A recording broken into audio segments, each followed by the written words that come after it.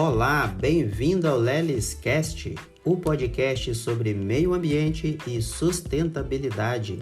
Eu sou o Fernando Lelis, biólogo, especialista com mais de 10 anos na área ambiental e incentivador das atitudes ambientais. Sou criador do blog Atitudes Ambientais e Sustentabilidade e agora, juntamente com convidados especialistas, criaremos conteúdos no formato podcast. Aqui você terá acesso a diversos conteúdos no formato de episódios, como gerenciamento de áreas contaminadas, gestão de resíduos e recursos hídricos, diálogos socioambientais e muito mais conteúdos. Vamos lá, siga o LelisCast no Spotify, curta e compartilhe os episódios. Assim, o conhecimento alcançará mais seguidores para a causa ambiental. Contamos com você!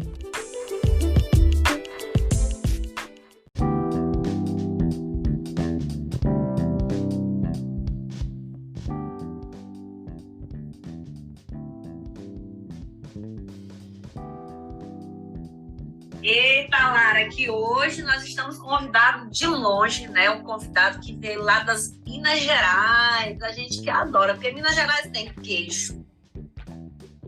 Eu sei que você gosta de outras coisas que tem lá também. Eu sou suspeita. Tu é meio suspeita. Ela vive falando as histórias dos queijos aqui. Gente, olha, vou falar uma coisa. E quando fala de assunto de Minas Gerais, eu lembro inclusive da questão de cachaças. Né? Porque também achei meio famoso pro lado de lá, né? Não, essa história de cachaça, Lara? Então vamos deixar assim, de repente. Será que vamos escutar alguma história disso hoje? O nosso convidado explicar pra gente. Fernando Lelis Xavier, muito bem-vindo ao programa Mulher Mais. Tudo bem por aí nas Minas? Tudo ótimo, é um prazer receber esse convite, estar aqui com vocês. Essa parte aí da educação, de passar o conhecimento é muito importante. Então tá aqui eu, né, Fernando Lelis. Eu morei aí, viu? Não conheço Balsas, tá? Mas eu morei na região do Maranhão um bom tempo. E aí eu gostaria de falar para vocês, profissional. Vocês estão conversando aí com um biólogo. Comecei na área ambiental em 2009, mas já rodei, já fui para o Amapá, já trabalhei com pesquisa florestal. Você começa a falar muito tempo desse negócio, acho que eu não vou perguntar a idade. Quem está com o rádio não está vendo o Fernando. Entendi. Aí toda vez a gente convida o pessoal para ir lá nas nossas redes sociais, no @Rede Mulher Mais, porque vai olhar para a carinha da pessoa e falar assim, eu acho que essas datas aí não coincidem muito não. Mas por favor, também, Fernando, continue. Também estranho, talvez pela voz pode parecer, né? Mas estou aí dos 50 para cima, eu trabalhei no Amapá há um bom tempo, eu sou da área, eu sou técnico agropecuária, vocês estão falando de canal agro, né? Sou técnico em agropecuária, trabalhei no Amapá há um bom tempo, com pesquisa florestal, e foi um desafio, né? Eu sou de Viçosa, Minas Gerais, a cidade tem a Universidade Federal de Viçosa, uma grande faculdade dessa área da agricultura.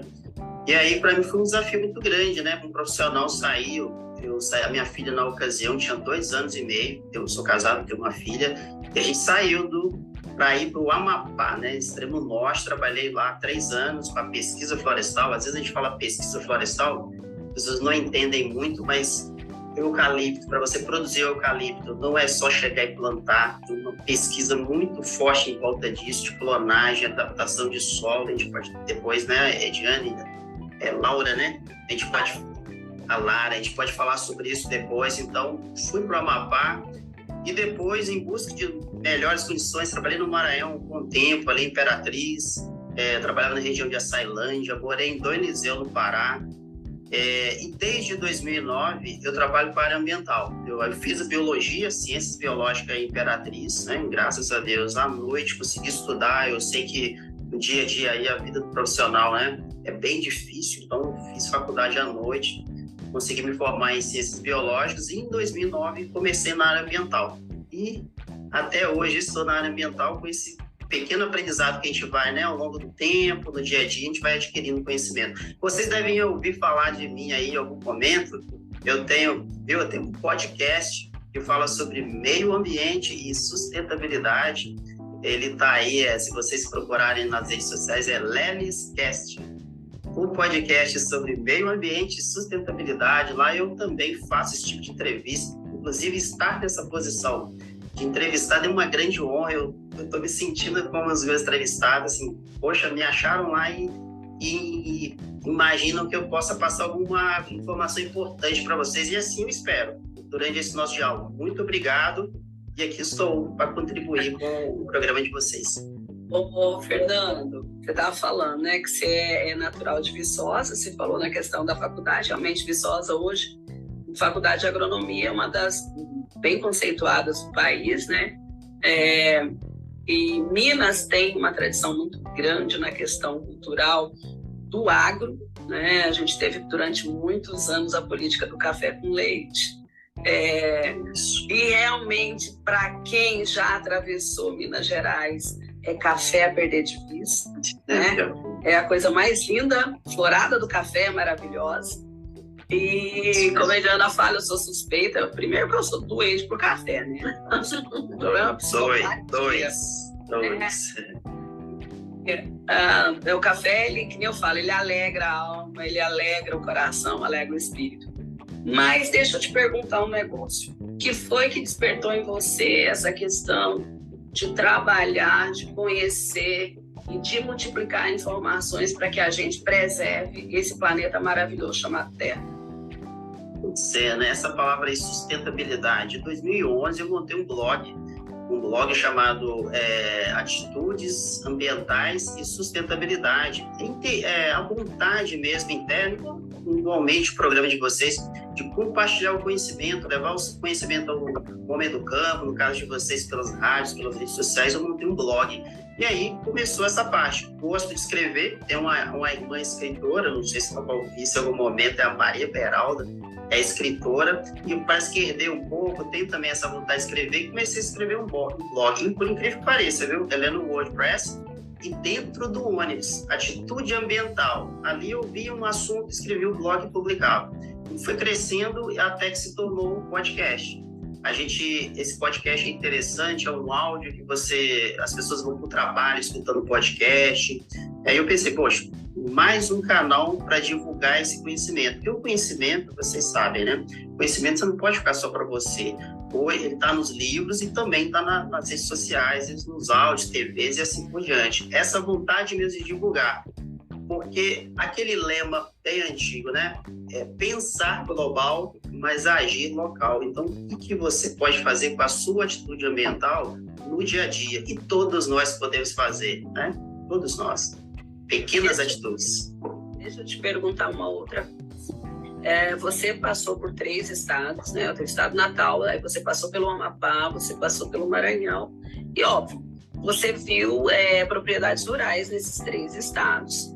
Cada um desses estados, a gente sabe que, por exemplo, Minas, as propriedades não são propriedades muito grandes, né?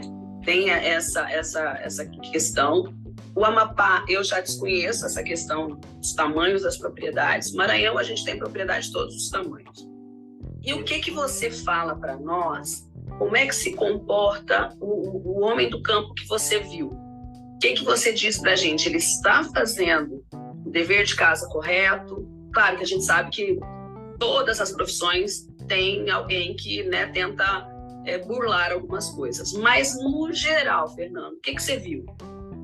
Olha, quando eu trabalhei no Amapá, a empresa lá era tão grande, né? A gente não pode ficar citando nomes de empresa, mas para vocês terem uma ideia, a gente entrava numa área que era um maciço florestal. A gente praticamente não via agricultura, pequenos produtores, somente florestas plantadas, né, de eucalipto e florestas nativas. Então eu tive pouco contato com o agricultor, até pela minha carreira, né? Não é da agricultura, de mexer com gado, de plantar, de cultivar as plantas, não, era de cultivar a parte de agricultura mesmo, era mais a parte florestal. Mas sim, tive alguns contatos com alguns produtores no Amapá que você não conhece, tem uma parte lá que tem muito gado de corte, mas o que predomina são as pequenas propriedades.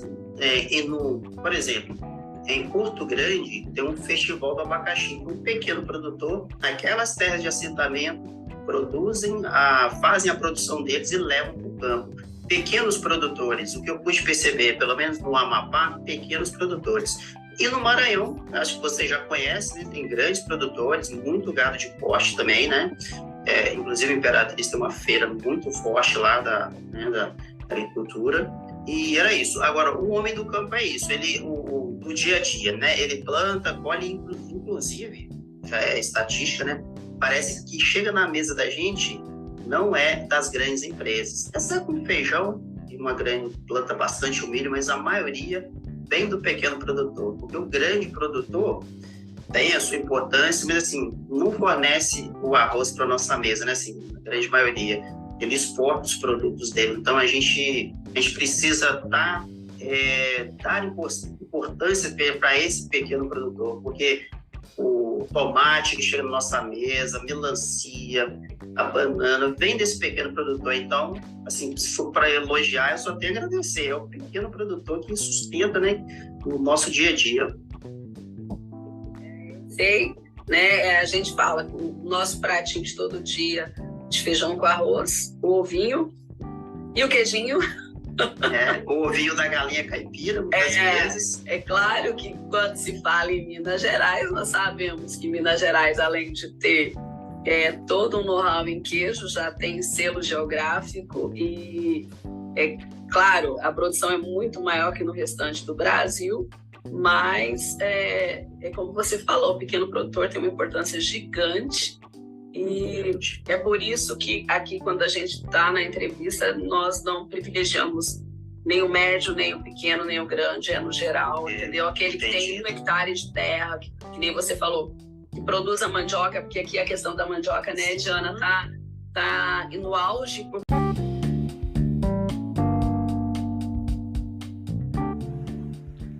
Olá, está gostando de ouvir esse episódio? Que tal vincular a sua marca a esse podcast? Estamos à sua disposição. Mas é aquela história, né? Tem espaço para todo mundo, Exato. Né? Tem essas coisas. Como que você observa essa questão mais legalista, vamos dizer assim? Porque quando a gente fala dessa parte de legislação, quando a gente fala de meio ambiente, a impressão que a gente acaba tendo é que as pessoas fazem muitas das coisas muito mais porque é uma exigência. Pedra no bolso, né? É lei, porque está sendo cobrado, então se está sendo cobrado, agora vamos fazer diferente. Dessas tuas vivências, dessa experiência, como que você percebe isso? Como que tem evoluído isso? O que eu percebo que, assim, pode também ser pela lei, mas o pequeno produtor e até o médio, tudo bem que agora precisa ter um cadastro rural, tem que ter sua terra bem legalizada, tudo certinho, mapeado, até para ele separar a área de preservação, a área que ele precisa produzir, né? Mas, assim, ele já faz, o pequeno produtor e o médio até, ele já faz do dia a dia. Muitas das vezes, né, recebeu do avó, da família e cuidou daquele jeito prático dele. Muitas das vezes, quando o agrônomo, ele estudou e veio para a faculdade, ele volta para casa, para sua terra, para fazer algumas melhorias, né, e potencializa aquela produção. O pequeno produtor ali, de repente, não aplicava agrotóxico, né, para combater as culturas, e isso não tenho nada contra, é importante, muitas das vezes você precisa realmente abrir mão da aplicação, mas é caro. Aí chega o tecnificado, o filho do fazendeiro, da pequena propriedade rural, técnico como eu fui, né? Eu sei que eu fui criado na cidade, meu pai já veio das terras, das fazendas, mas eu fui criado na cidade.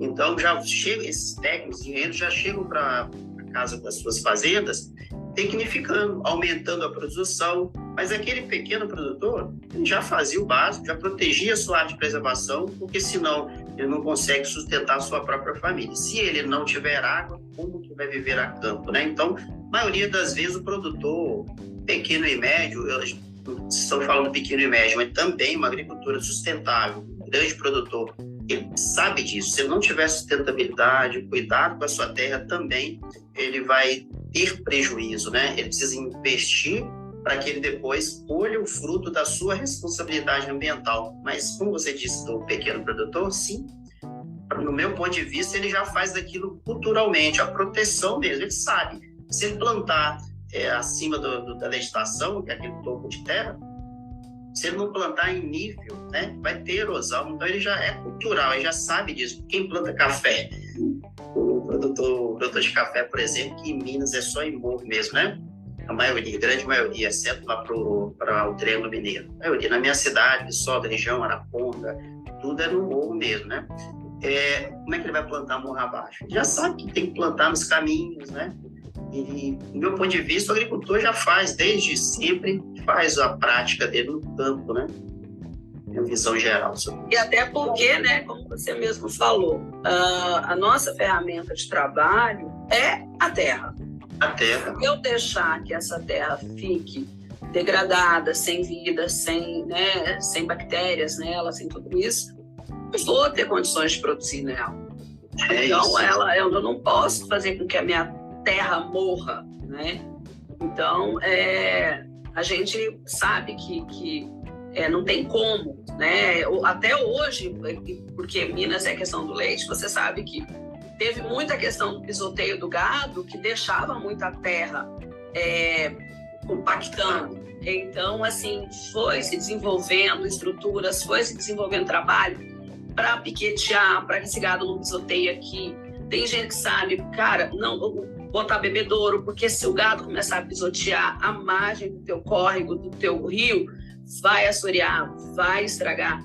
Então, ninguém quer perder o teu patrimônio, né? E aí, como você disse, os nossos avós foram mais na experiência, foram dando ensinamentos, o pessoal foi estudando, foi trazendo novas ideias e novas formas de se produzir. Por isso que esse Brasil é o que é hoje, né? E você falou uma coisa, eu não sei se eu me equivoquei, mas assim, o produtor pequeno, médio também, é o grande, no passado, eles erraram também, como você falou da nascente, né? O boi chegava para beber água, pisoteou e um dia, acabou minha água, mas ele, a grande maioria, né, aprende com isso, né? Hoje tem muita parte da extensão rural, da Emater, da Epagri.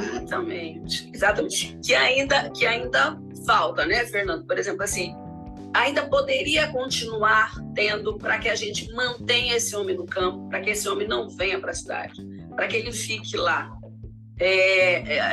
As boas práticas, né? Antigamente você ia tirar leite, o curral era de chão, aquele trem, hoje é tudo parece assim um resort para tirar leite, cheio das frescuras, né? Então é muito caro se produzir no nosso país. Intensivo, principalmente, né? Então, mas é o que eu falo, essas novas práticas, como você falou, só foi deixando a nossa questão na agricultura brasileira cada vez mais competitiva e cada vez mais respeitada mundo afora, né? Isso mesmo. Nós somos um país de agricultura, né? Agro mesmo, né? A gente não é industrial, não adianta. Tudo bem que São Paulo, ali, Rio de Janeiro, aquelas capitais, tem muita indústria, mas a grande maioria do Brasil está em desenvolvimento e com o homem do campo, não tem jeito. É uma pena, você falou do êxodo rural, é uma pena que alguns agricultores tiveram que ir para a cidade para continuar até a sua sobrevivência, é uma pena. E aos poucos eles vão voltar, que nós vemos ao pó voltaremos, e a gente precisa da terra, a gente precisa que eles voltem. Eu não sou da agricultura, né? Divulgo conhecimento das práticas que eu sei, mas eu sei que a gente precisa do homem do campo, ele tem que sair da cidade, das periferias e voltar para sua terrinha. E aí vem as políticas públicas, né, de condições para ele, né, assistência técnica dos órgãos do governo, incentivo fiscal, até, né, empréstimo mesmo, mostrando para ele, agricultor, fique no campo, que o Brasil precisa de você aí, para proteger nossas terras, para produzir alimento. Eu até, nesse contexto, eu lembrei aqui de uma outra coisa, até fazendo conexão, inclusive, com a tua atividade hoje, Fernando, assim, você é um cara que, assim, sempre trabalhou em multinacional, né, trabalha em multi, então, assim, você acaba tendo uma visão, às vezes, até um pouco diferente do que a gente tem, né, eu acho que isso é uma realidade que a gente precisa trazer para as pessoas também, que é um pouco diferente, até porque, assim, como a gente fala aqui, o objetivo é meio que conectar realmente essa coisa do campo, cidade, campo, E isso perpassa não só pela agricultura, mas passa pela indústria, até porque a indústria Também. tanto ela fornece para a gente, como a gente fornece para ela. Então, assim, dentro das tuas vivências, e assim, até porque assim, é uma empresa que eu acredito que vocês trabalhem em alguma coisa ligada à questão da própria sociedade, independente dessa empresa que você trabalha ou qualquer outra que você venha a trabalhar e das que você conhece. Como que você percebe a questão da educação ambiental em termos da própria população mesmo? Como que as pessoas percebem isso? Porque eu vou fazer um paralelo um pouquinho diferente do que a gente costuma fazer, mas é assim. Eu sou brasileiro e eu reclamo que aqui o salário não é tão bom, que as tarefas não são tão boas, que o tipo de trabalho que a gente tem é penoso e tal. Aí essa mesma pessoa pega e vai para os Estados Unidos e lá ela vira babá, limpa a casa e tal, por um salário. Então assim, porque é um contexto diferente, uma realidade diferente, mas aqui não faz diferente. Lá essa pessoa se comporta, ela não joga um lixo na rua, né, porque ela sabe que é comida, né? Então, e aí tem umas coisas que me incomodam muito quando a gente fala disso, porque assim, essa mesma pessoa vai para lá e às vezes volta e continua tendo um comportamento errado aqui, porque aqui ela sabe que ela não é punida, infelizmente, né? Então, assim, eu queria que dentro da tua vivência, dos trabalhos que você faz, como que você percebe ou se vocês fazem também algum trabalho dentro da questão da própria população, no sentido de o que e eu digo isso para a gente trazer isso para a nossa realidade também, de como que são práticas que a gente pode copiar, né? Porque tudo que é bom a gente copia mesmo, né? Então, assim, o que a gente pode trazer para a realidade que o nosso ouvinte tá lá na roça e fala assim, não, mas isso aqui eu tô fazendo legal, isso aqui é bonito, isso aqui tem a ver, né? Porque é resíduo sólido, é fluente sanitário, né? Dentro de uma perspectiva, por exemplo, de segregação de lixo, né? Porque, às vezes, o que acontece muito aqui? Nós moramos numa cidade pequena, a gente não tem coleta seletiva, por exemplo, né? Uma cidade com mais de 100 mil habitantes, mas a gente não tem coleta seletiva. A coleta vai para o lixão. Então, é assim, como que a gente, pensando nas questões ambientais, que a gente pode trazer isso para uma realidade que a gente possa...